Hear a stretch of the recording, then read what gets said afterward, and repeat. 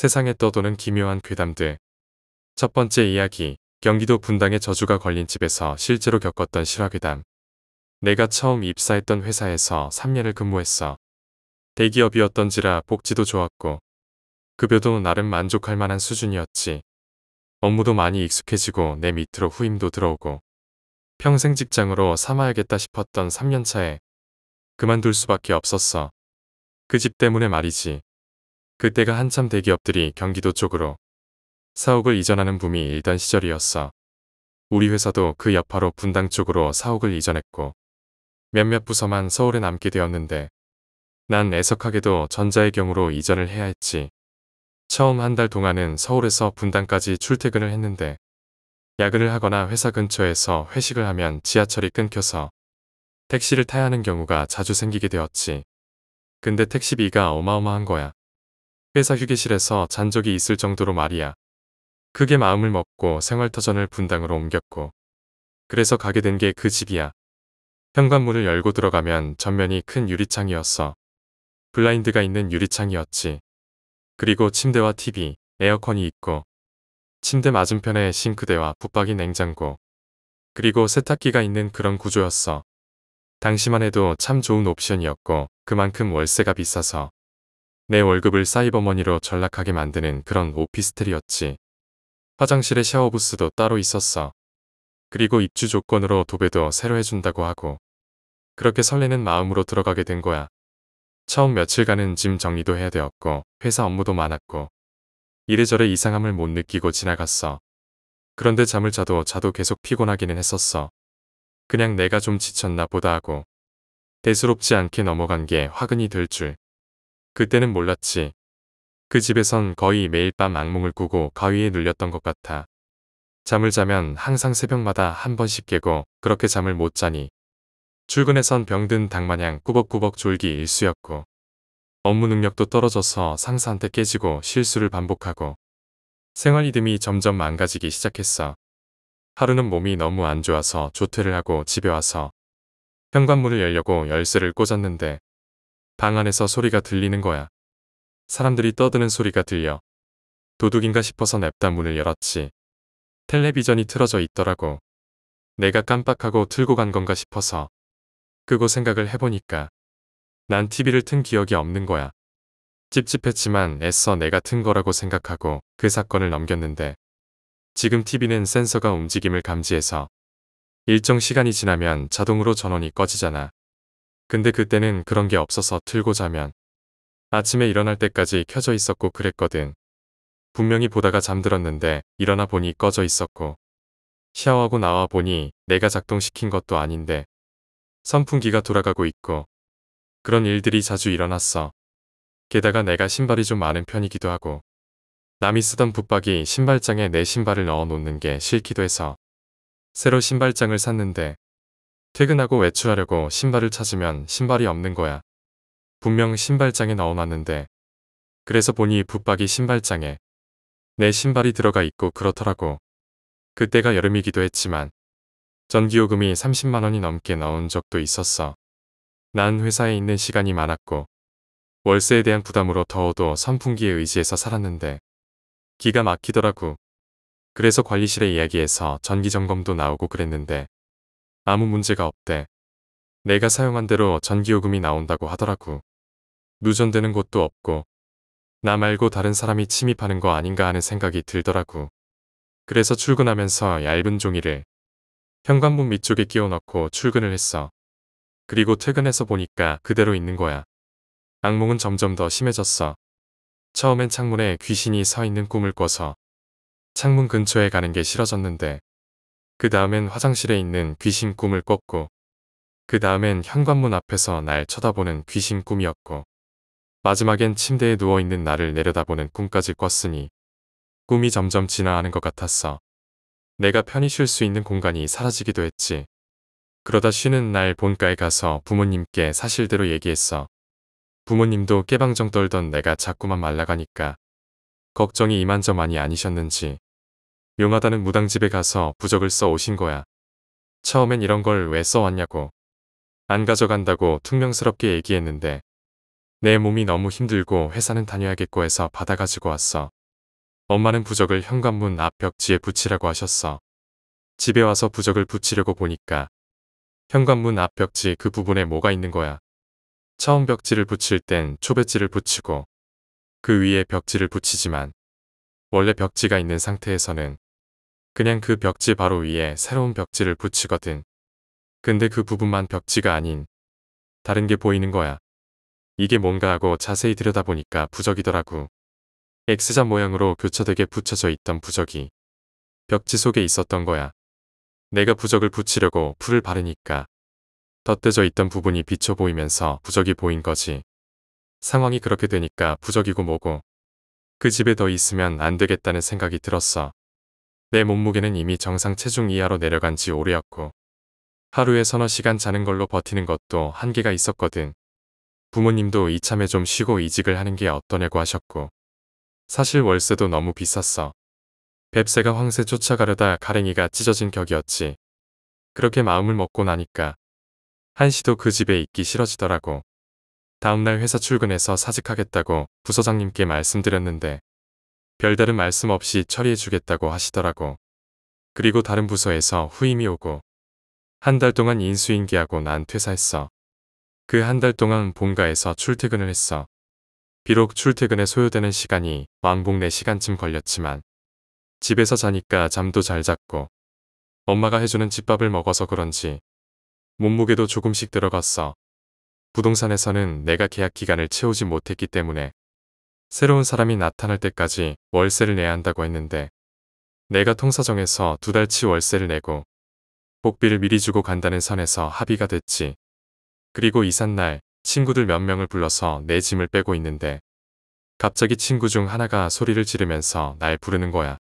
가서 보니까 붙박이로 있던 신발장에 또 내 신발이 들어가 있더라고. 이게 왜 또 여기 있나 싶어서 신발을 꺼내려는데 친구가 그게 아니고 자기가 꺼낸 걸 보라는 거야. 그래서 친구가 보고 있는 걸 봤는데 신문지에 곱게 쌓여있는 어떤 뭉치 같은 거야. 그래서 그게 뭐냐고 쥐약 같은 거 아니냐고 하면서 자세히 들여다보니까 손톱이야. 손톱이 수십 개는 넘게 잘려져서 신문지에 쌓여 있었어. 우리 둘 다 경악했지. 그렇게 난 퇴사를 했고 이사를 했어. 부동산에 그 집 스토리에 대해서 물어봐도 별다른 특이점은 없었어. 그 손톱은 내가 이사하면서 잘 버리고 나왔고 그 이후로 나도 다시 미친 식욕을 되찾고 몸무게도 정상으로 돌아왔지. 내가 그 집에서 도대체 뭘 겪은 건지 이유가 뭔지 알 수는 없었어. 나중에 아는 사람한테 이 얘기를 했더니 손톱이라 누군가 양밥을 해놓은 거네요. 저주 같은 거예요. 그 집에 무슨 사연이 있나 본데 부동산에서 모른다면 집주인이 입단속을 잘했나 봅니다. 참 재수없는 일을 겪으셨네요. 라고 말했지. 두 번째 이야기, 무당이 죽은 집. 내가 초등학교 6학년 때 3개월 정도 살았던 연립빌라에서 있었던 일이야. 우리 가족은 연립의 제일 위층인 5층에 살게 되었고 이사 오기 전까진 내 방이 따로 없어서 내 방이 생겼다는 것 자체로 너무 좋았고 설렜었던 것 같아. 그렇지만 그 설레임은 오래가지 못했지. 우리 집은 주변 시세에 비해 굉장히 저렴했어. 나랑 내 동생이 어렸으니까 딱히 그런 걸 신경 쓸 나이가 아니었고 부모님은 그것 때문에 연립에 들어왔었어. 우리 집이 그때 조금 경제적으로 힘들었을 무렵이라 아마 부모님은 여기가 왜 저렴하지? 라기보다는 여기가 저렴해서 다행이다. 이거였어. 처음 2주 정도는 별 다른 일도 없었어. 다만 어느 순간부터 우리 집 현관문 쪽에서 향 냄새가 지독하게 난다는 게 느껴졌지. 엄마는 독실한 기독교인이라 그런 냄새를 굉장히 싫어했는데 아빠랑 우리는 그런 냄새에 특별한 거부감이 없어서 그냥 절 냄새가 나는구나 하는 정도였어. 엄마는 그게 싫어서 현관 쪽 물청소도 하루에 2번 정도 하고 방향제도 걸어놨는데 이상하게 냄새는 빠지지 않고 점점 진해졌어. 그러니까 엄마는 싫은 걸 떠나서 무서워졌다고 하더라고. 한 번은 나랑 동생을 다 불러서 너네 진짜 향 안 피웠냐고 엄청 화낸 적도 있었는데 우린 안 그랬다고 울고불고 난리를 치니 엄마 입장에선 정말로 미칠 노릇이었을 거야. 엄마가 향 냄새가 슬슬 무서워지기 시작했을 때부터 우리 집에 좋지 않은 일들이 여러 개가 발생했어. 엄마의 경우는 이전까지 굉장히 건강하셨는데 며칠에 한 번 정도 쓰러졌고 점점 더 정도가 심해지면서 응급실과 입원을 밥 먹듯이 반복했어. 남동생은 인생에서 처음으로 교통사고를 경험했어. 그날은 혼자 거실에서 책을 읽는데 어느 순간 작은 방울이 짤랑짤랑 하는 소리가 들렸대. 처음에는 안방 TV 소리인가 보다 하고 책을 보는데 걔가 자기 혼자만 집에 있고 TV를 켠 적이 없는데 소리가 들린 거지. 그래서 책이고 뭐고 미친 듯이 신발을 구겨 신고서 빌라 밖으로 뛰쳐나갔는데 문 밖을 나가자마자 주행 중이던 차랑 부딪히면서 교통사고가 작게 났었어. 다행히 차가 속도가 낮았던 탓에 크게 다치진 않았지만 그로 인해서 깁스를 하고 살았어야 했어. 이쯤 되니 집안 분위기는 완전 초상집 같았고 3일에 한 번씩 나는 학교 후에 아빠는 퇴근 후에 엄마가 입원한 병원으로 가는 게 거의 일과가 된 수준이었어. 그런데 내가 엄마였으면 집으로 돌아가는 게 너무 무서웠을 것 같은데 우리 엄마는 병원에서 안정을 취하라고 해도 집에 가야 한다며 그렇게 고집을 부리고 집으로 돌아왔어. 오죽하면 아빠가 처음으로 엄마한테 쉬라고 화를 낼 정도였는데 엄마가 진짜 거품 물기 직전까지 화를 내면서 집에 간다는데 왜 자꾸 짜증나게 해? 라고 소리를 질렀어. 그래서 어쩔 수 없이 그 집에서 계속 살아야 했어. 이외에도 아빠랑 동생한테도 여러 가지 작고 큰 일들이 계속 일어났어.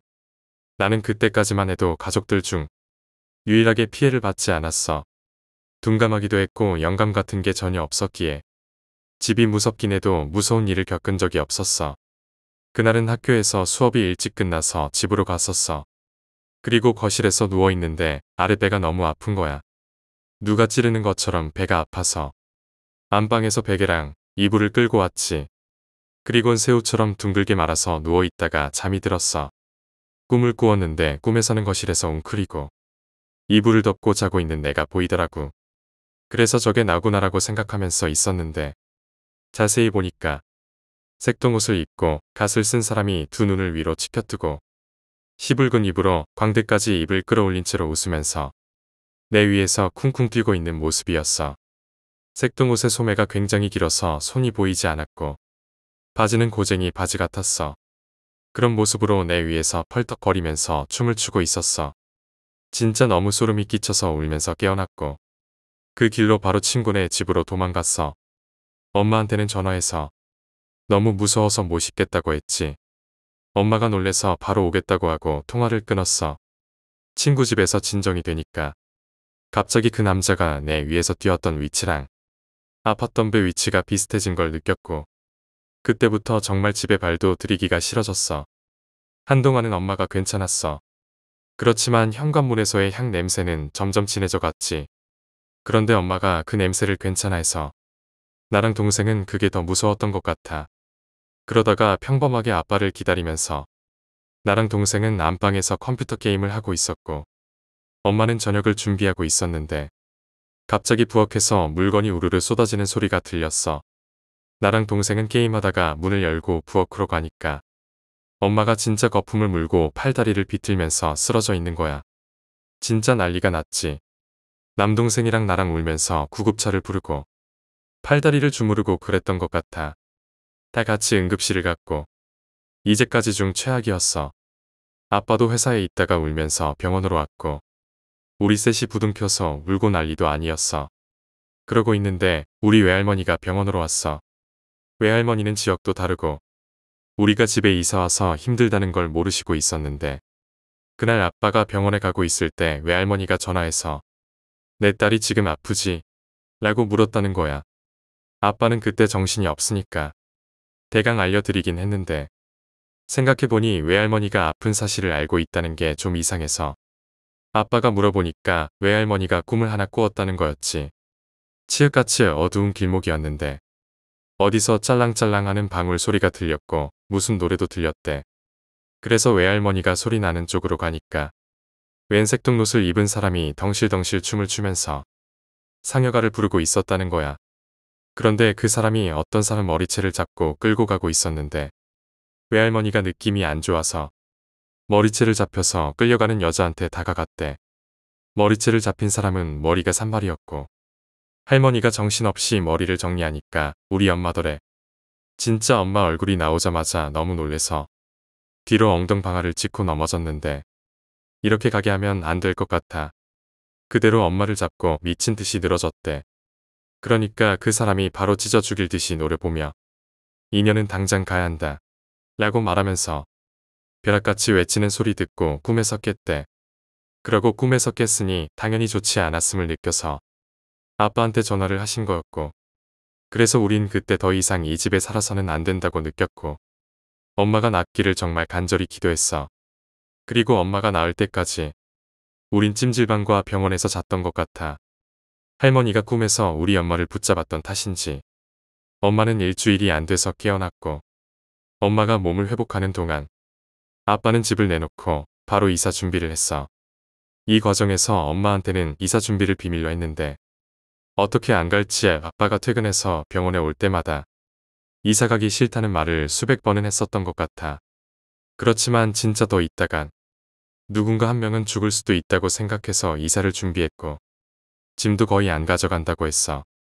그리고 우리가 살던 지역에서 약 1시간 정도 떨어진 지역으로 이사를 가게 됐고 엄마는 진짜 안 간다고 통곡을 했었는데 아빠가 진짜 강제로 이사를 진행했어.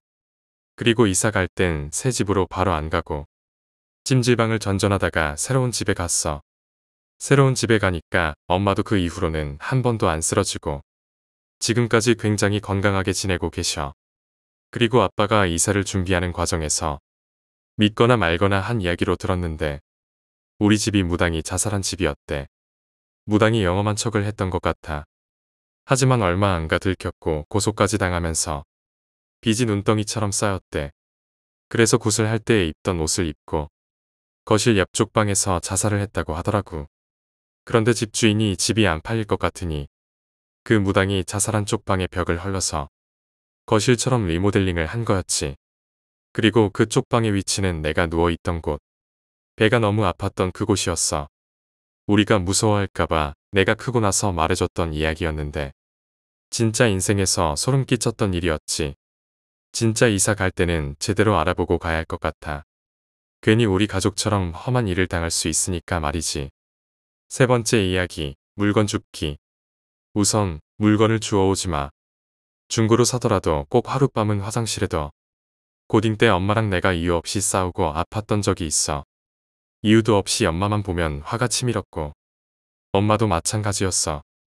그때 엄마 머리가 항암 치료하는 환자처럼 빠지기 시작하더라고. 원인은 전혀 알 수가 없었어. 그렇게 엄마가 대머리가 됐고 나는 헛것을 보기 시작했어. 우리 집 부엌과 내 방의 통로를 누가 지나다니기 시작했어. 밤 늦게까지 공부한다고 앉아있으면 곁눈으로 스르르 까만 그림자가 지나갔고 아빠 뭐해? 라고 부르면 아무 얘기도 안 들렸어. 진짜 뚜벅뚜벅 걸어서 지나가는 게 곁눈으로 보였는데 아무도 없는 게 밑을 노르시더라고. 근데 신기하게 엄마도 내 방 문과 부엌 통로에 누가 계속 서 있는 걸 봤던 경험을 하셨지. 설거지하느라 그 통로를 뒤로 하고 있다 보면 누가 스르륵 지나가서 나라고 생각했다는 거야. 돌아보면 아무도 없었지. 그렇게 몇 주를 미친 듯이 엄마랑 싸우고 또 아무렇지 않게 보내는 엉망진창인 시간을 보내다가 엄마가 도대체 이 기분을 알 수가 없어서 증조할머니께 전화를 걸었대. 내 증조할머니는 무당의 길을 걸으신 분이라고 들었는데 나에 대해 별 말씀은 하질 않으셔서 체감하지 못하고 자랐어. 어쨌든 증조할머니는 엄마에게 너 뭐를 주워온 거니? 세막대기가 보이는데 그거 얼른 버리고 집에 소금 뿌려라 라고 하셨대. 엄마는 그 길로 집을 뒤지다가 아빠한테 물어봤는데 아빠가 집 앞에서 막대 청소기를 주워왔던 거야. 그걸 얼른 내다 버리고 집 곳곳에 붉은 팥과 굵은 소금을 넣은 주머니를 두었는데 한 달 즈음 지나서 우리가 다 평온해지고 엄마 머리도 자랄 때 보니까 굵은 소금이 새까맣게 되어 있었더라고. 그 이후로 증조할머니께선 이제 괜찮다며 엄마에게 원한이 있던 없던 누군가 쓴 물건은 누군가의 영이 깃드니까 함부로 손대지 말고 데리고 와도 화장실에 하루는 꼭 재우고 쓰라고 하셨대. 사람이 살아있어도 그 기운은 다른 사람에게 해악을 줄 수 있다대. 얼마 전에 이걸 까먹고 물건을 하나 덜컥 중고로 장만했다가 호되게 고생해서 전에 있던 일이 기억나서 이야기하는 거야. 얼마 전에 중고나라에서 가방을 장만했거든. 그날 유난히 피곤해서 가방을 거실에 두고 잠이 들었는데 꿈속에서 화장실이랑 현관문 사이가 10발자국 되는 집인데 바싹 마른 여자가 배가 아프다고 하면서 기어다니더라고. 근데 그걸 보는 내가 숨이 막히고 미치겠는 거야. 왜 저렇게 아파하지라고 생각하면서 나는 숨을 못 쉬고 있었지.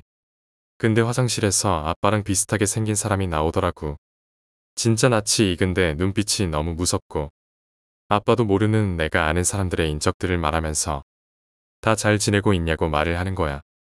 말은 안 나와서 숨이 막히고 말이 안 나와서 그 사람만 노래 보고 있는데 현관문을 좀 열어야겠다는 거야. 이 집에 누가 좀 들어와야 한다는 거였지. 밖에서 우당탕탕 발소리가 들리는데 엄마가 했던 말이 생각났어. 꿈속에선 절대 문을 열지 말고 나갔다가 들어가지 마. 그건 이관이야. 절대로 안 돼. 그게 생각이 나더라고. 그래서 혀를 꽉 깨물고 일어났어. 꿈도 잘 안 꾸는데 너무 생생해서 엄마한테 얘기하니 너 또 뭐를 주워왔냐고 그러더라고. 그러고 거실에 나왔는데 그 배 아픈 여자가 기어다니던 그 통로에 내가 가방을 놔뒀더라고. 그 길로 면보에 굵은 소금을 잔뜩 싸서 가방에 넣어놨어. 그 뒤로는 그런 무서운 꿈은 안 꿨어. 네 번째 이야기, 결혼식 날짜를 잡아놓고 장례식장에 가면 안 된다. 말 그대로 결혼식 날을 잡아놓고 장례식장에 가면 안 되는 이유에 대해서 말해보려고 해요. 우리 가족의 실화입니다. 때는 제가 엄마 뱃속에 있던 시절. 부모님은 결혼식 날짜를 잡고 나서 제가 생겼다는 걸 알았대요. 전 내가 생겨서 결혼했지 라고 추궁하지만 항상 아니라고 하십니다. 그렇게 결혼 준비를 하던 중 아버지 친구분 부모님이 돌아가셨다는 소식을 듣게 됐대요. 중학교 때부터 알고 지내던 친구라 아주 망력한 분이셨어요. 부모님도 아는 사이였죠. 그런 친구의 부모님이 돌아가셨으니 당연히 장례식장에 참석해야겠죠. 하지만 할머니나 집안의 어른들은 결혼식 날을 잡아놓고 장례식에 가면 안 된다고 말리셨대요. 원래 그런데 가면 안 된다고. 안 좋은 기운 묻어온다고 말이죠. 하지만 우리 아버지는 그런 거 신경도 안 쓰는 사람이어서 결국 장례식장에 갔다고 해요. 가서 친구분을 돕기도 하고 그렇게 장례식장에 갔다 돌아오시는 대로 문 앞에서 소금을 뿌렸대요. 그런데 일은 얼마 지나지 않아 벌어졌어요.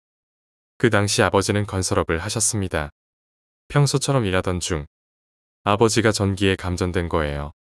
고압 전류가 아버지의 손을 타고 들어와서 손으로 나갔다고 해요. 만약 전기가 나가지 않거나 뇌에서 터졌거나 하면 바로 죽었을 수도 있는 상황이었죠. 아버지는 전기에 감전되자마자 주마등처럼 할머니와 어머니 그리고 뱃속에 있는 제가 생각났대요. 그렇게 쓰러지셨고 할머니와 어머니는 곧바로 병원에 가셨대요. 다행히도 아버지는 죽을 위기에서 벗어났지만 모든 병원에서 손가락을 잘라내야 된다고 했대요. 엄청난 고압 전류였기 때문에 살아난 것 자체가 기적이라고 말했죠. 하지만 할머니와 어머니는 아버지의 손을 포기할 수가 없었어요. 멀쩡한 아들, 멀쩡한 남편이 장애인이 되는 건 너무 싫었으니까요. 요즘도 할머니와 어머니는 아버지의 손을 보면서 예전에 손이 참 이뻤다고 말하세요. 그래서 여기저기 병원을 가봤는데 딱 한 군데 병원에서 손 살리기를 시도해보자고 해서 수술을 했고 허벅지 안쪽에서 살을 뜯어 손가락에 이식하셨대요. 횟수는 정확히 기억나지 않지만 무척 많은 수술을 하셨고 결국 손가락은 무사히 지켜냈어요. 하지만 지금 아버지의 손가락은 다 굽혀지지도 다 펴지지도 않는 상태입니다. 어머니는 저를 임신한 내내 병원에서 아버지 간호를 하셨어요. 제가 잔병치레가 심한 게 그것 때문이라고 미안해하셔요. 전 아무렇지도 않은데 말이죠. 아버지는 이제 결혼식 날을 잡고 장례식장에 가는 게 아니라고 말하세요. 물론 미신이지만 아버지는 자신이 장례식장에 갔기 때문에 그런 사고가 발생한 것 같다고 말씀하시죠. 타이밍이 안 좋게 맞아떨어진 것일 수도 있지만 그래서 저한테도 행여나 장례식장에 갈 일이 생기면 꼭 미리 말하고 가라고 하셨죠. 미신이지만 우리 가족에게는 완벽한 미신이 아닌 이야기입니다. 미신이라고 해도 그것을 하고 난 뒤에 어떤 상황이 발생하면 믿게 되는 것 같아요. 하지 말라는 걸 굳이 할 필요가 없는 것 같기도 하고. 아무튼 지금 우리 아버지는 건강하십니다. 날이 추워지면 수술한 손가락이 아프다고 하시지만 말이죠. 5번째 이야기, 폐가의 비밀.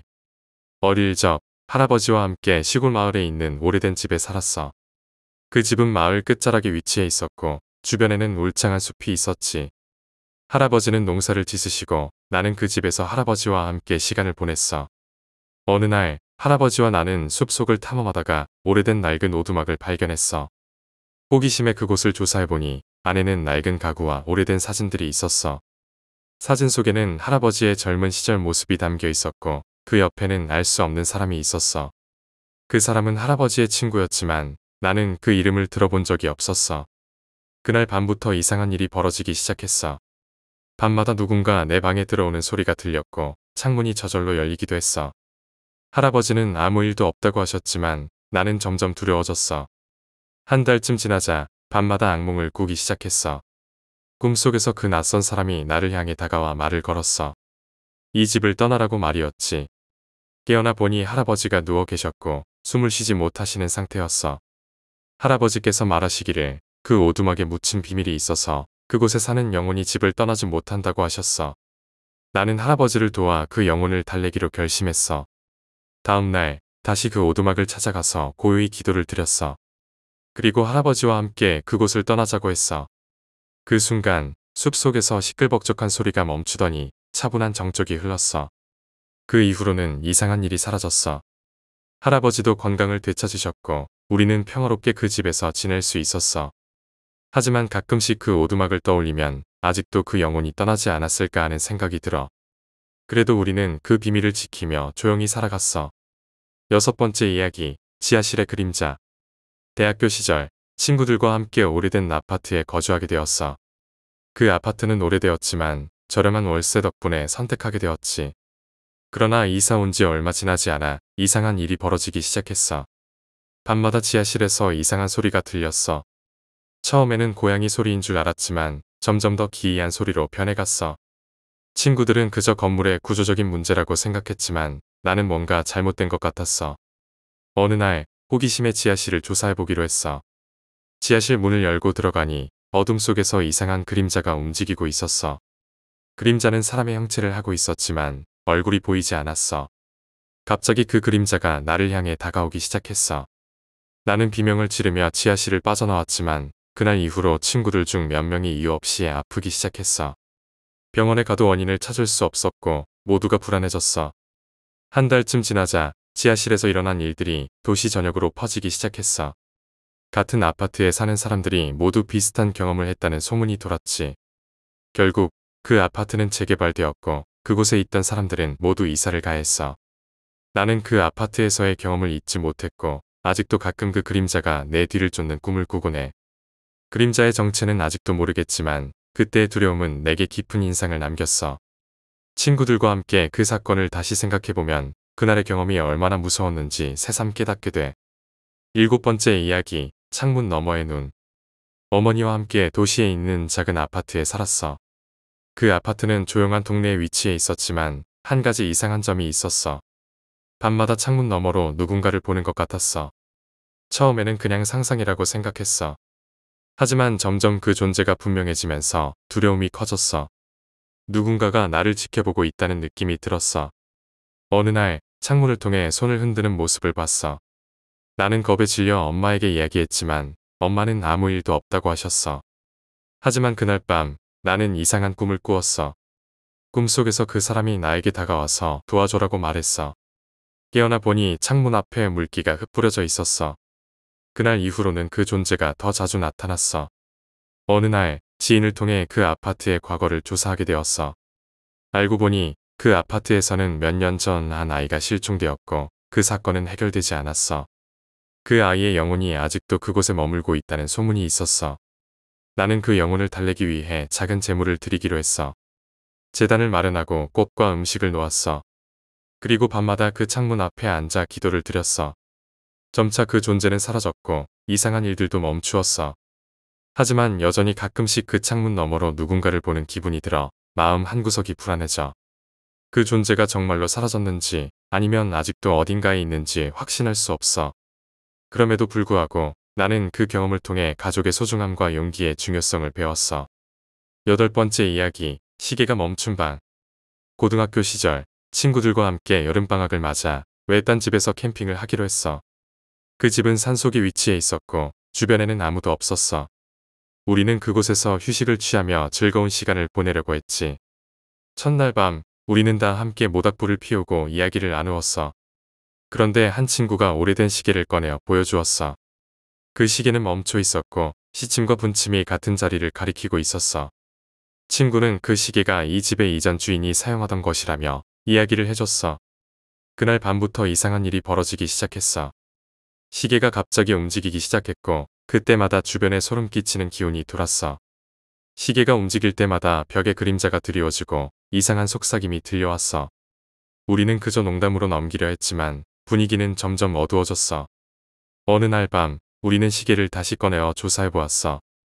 시계 내부에 작은 사진 한 장이 들어있었어. 그 사진에는 어린 소녀가 웃고 있었고 배경에는 그 집의 모습이 담겨 있었어. 우리는 그 소녀가 실종된 아이임을 알게 되었어. 그 후로 시계는 더 이상 움직이지 않았지만 우리는 그 소녀의 영혼을 달래기 위해 작은 제물을 드리기로 했어.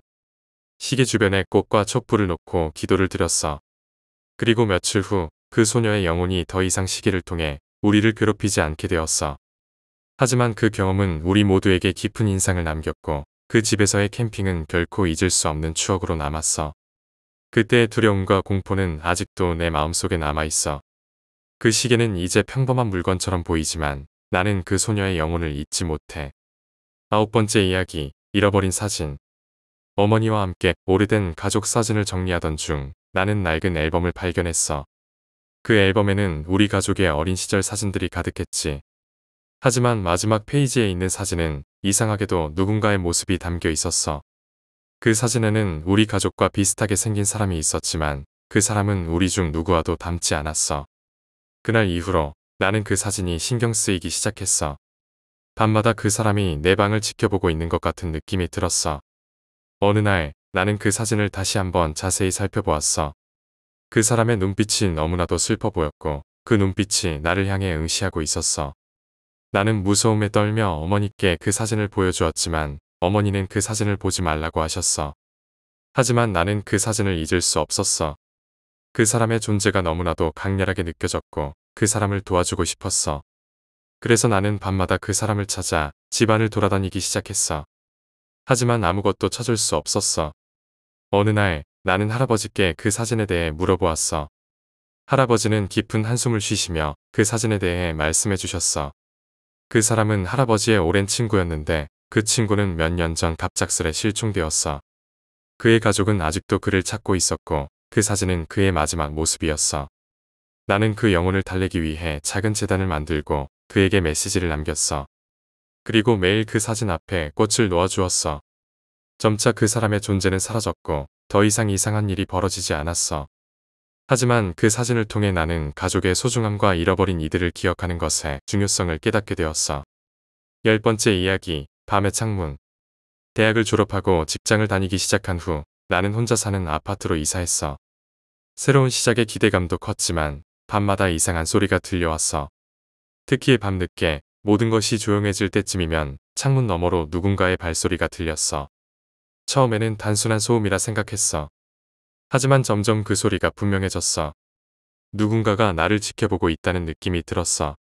어느 날 밤 창문에 손자국이 생긴 것을 발견했어. 분명히 내가 닫았는데 누군가가 손으로 창문을 만진 것 같았어. 나는 두려움에 떨며 경찰에 신고했지만 아무런 증거도 찾을 수 없었어. 그러나 그 후로도 이상한 일들은 계속되었어. 창문이 스스로 열리거나 닫히는 일이 생기고 밤마다 그림자가 내 방을 돌아다니는 듯한 느낌이 들었어. 결국 나는 그 아파트의 이전 주민에 대해 조사하게 되었어. 그 아파트에서는 몇 년 전 한 남자가 자살을 한 채 발견되었다는 소문이 있었어. 그의 영혼이 아직도 그곳에 머물고 있다는 이야기가 돌았어. 나는 그 영혼을 달래기 위해 작은 재단을 만들고 그의 이름을 적은 종이를 창문 앞에 놓았어. 그리고 매일 밤 그에게 평화를 기원했어. 시간이 지나면서 이상한 일들은 점차 사라졌고 밤마다 들리던 발소리도 멈췄어. 이제는 그 아파트에서 평화롭게 지내고 있지만 그 경험은 나에게 깊은 인상을 남겼어. 항상 조심해야 한다는 교훈을 주었고 그 존재가 정말로 사라졌는지 확신할 수 없어. 하지만 나는 그 경험을 통해 용기와 인내의 중요성을 배웠어.